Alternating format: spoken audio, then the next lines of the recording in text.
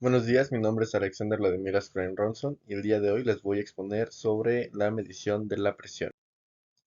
Mi equipo está conformado por Loaiza Hernández Isaí, Jiménez Cerezo Arturo, Juárez Hernández y Daniel Alejandra, Leal Martínez Víctor Eduardo y su servidor. Presión absoluta y milimétrica. ¿Qué es la presión? Se llama presión a la fuerza ejercida perpendicularmente sobre la superficie. Las unidades de presión son, en el sistema de Newton, metros cuadrados, en el sistema de inglés libras fuerza o pie cuadrados, y en el MKS kilogramos fuerza o metros cuadrados.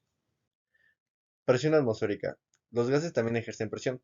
La atmósfera terrestre ejerce una presión. Torricelli encontró que la presión que ejerce la atmósfera terrestre sobre el nivel del mar es igual a la que ejercería una columna de mercurio de 760 metros de altura, lo cual es llamado una atmósfera y es igual a 101.000 pascales, 10.333 kilogramos de fuerza sobre metro cuadrado, 1.033 kilogramos de fuerza sobre centímetro cuadrado o 14.7 libras de fuerza sobre pulgada cuadrada.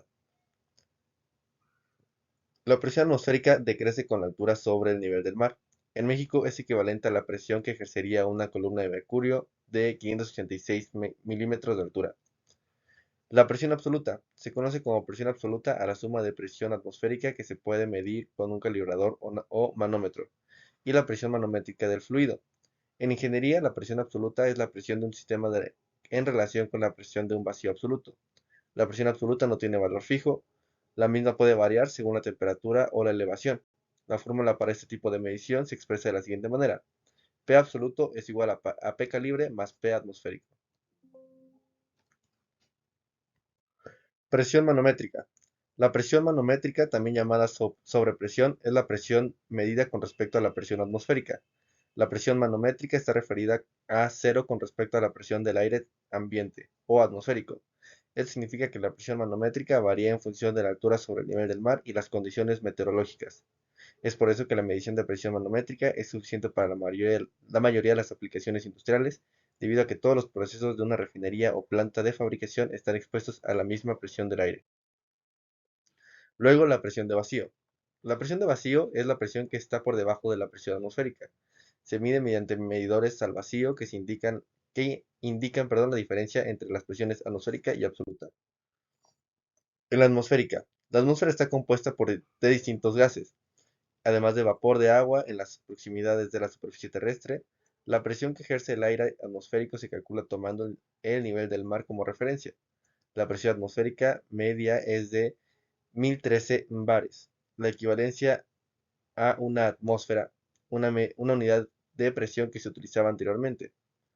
Conversiones. Entre las numerosas unidades de medida para la presión, en la técnica de vacío se han impuesto el pascal, PA, el kilopascal, kPa, el bar y el milibar o mbar. La conversión de las unidades es la siguiente: 0,001 bar es igual a 0,1 kilopascal, igual a 1 milibar o igual a 100 pascales, perdón. Otras medidas de medición son las que se muestran en la siguiente tabla. Como podemos ver, aquí están los milibares, los bares y los torr, y esta es la forma de conversión según la tabla. Aquí podemos ver otro tipo de conversión a Kelvin, Celsius, Reaumur, Fahrenheit y Rankine, y sus conversiones en relación a las mismas. La presión y la elevación. De los conocimientos de la física se sabe que para que un cuerpo se encuentre en equilibrio, la suma de las fuerzas que actúan en todas direcciones es igual a cero. El término de elevación significa la distancia vertical entre un nivel de referencia y un punto de interés, que se denotará como z. Un cambio en la elevación entre dos puntos se llama h. La elevación siempre se mide en forma positiva en dirección hacia arriba. Es por ello que la presión incrementa conforme aumenta la profundidad, elevación en un fluido, variando de forma lineal mientras que se encuentra en el mismo nivel de forma horizontal. Es la relación que existe entre un cambio de elevación en un líquido y un cambio de la presión, donde Y es el peso específico del líquido. Esta viene a ser una constante en el desarrollo de las ecuaciones. Toma en consideración un pequeño volumen del fluido en cualquier punto por debajo de la superficie. Tal volumen escogido representa un cilindro, pero la forma real es arbitraria. Además, el cuerpo entero del fluido se encuentra estacionario y en equilibrio y el volumen es adaptado también, y el volumen adaptado también se encuentra en equilibrio. Desarrollo de la relación presión-elevación. La relación entre un cambio en elevación de un líquido y un cambio en la presión es la siguiente. Como se muestra, es igual a suma de P y Y por H, donde H es la elevación de un líquido, P es el cambio de la presión e Y es el cambio específico del líquido. Para que un cuerpo se halle en equilibrio estático, la suma de las fuerzas que actúan sobre él en todas direcciones debe ser igual a cero, como se mencionó anteriormente. El principio del equilibrio estático establece que la suma de las fuerzas de dirección vertical deben ser igual a cero. El empleo de la ecuación depende del fluido. Se desarrolla en forma diferente para líquidos que para gases, debido a que el peso específico es constante para los líquidos y varía con los cambios de la presión para los gases. Líquidos. Se considera que un líquido es incompresible. Así, su peso específico es constante. Esto permite que su peso específico salga del signo de la integral de la ecuación que se encuentra aquí debajo. Los signos de triángulo P y H se asignan en el momento de usar la fórmula, pero hay que recordar que la presión se incrementa con la profundidad del fluido y viceversa. Luego los gases. Debido a que un gas es incompresible, su peso específico cambia conforme la presión también cambia. Para llevar a cabo el proceso de integración de la ecuación se debe conocer la relación entre el cambio de la presión y el cambio en peso específico. La relación es diferente para gases distintos, pero el análisis completo de esas relaciones requiere el estudio de la termodinámica. Aquí entra la paradoja de Pascal. ¿Cuáles son sus orígenes? La paradoja de Pascal, llamada así por el experimento de Blaise Pascal, que vivió de 1623 a 1662. El experimento consiste en un barril de madera lleno de agua coronado por un tubo hueco abierto por sus extremos. Este puede estallar si se vierte agua en el tubo a una altura suficiente, cualquiera que sea la sección del tubo, incluso aunque sea muy pequeña. ¿Qué dice? La presión ejercida sobre un fluido incomprensible y en equilibrio dentro de un recipiente de paredes y deformables se transmite con igual intensidad en todas las direcciones y en todos los puntos del fluido. En pocas palabras, se podría resumir afirmando que toda presión ejercida hacia un fluido se propagará sobre toda sustancia de manera uniforme. Como se muestra en la imagen de abajo, F2 es igual a F1 multiplicado, multiplicado por A2 sobre A1. También podemos observar aplicaciones del principio de Pascal en las presas hidráulicas, perdón, en los elevadores hidráulicos, en los frenos hidráulicos y en los puentes hidráulicos y en los gatos hidráulicos. El manómetro tipo U y diferencial. ¿Qué es? El manómetro, un tipo de manómetros son los manómetros en U, que equilibran la presión desconocida con otra que se conoce. ¿Cómo se mide?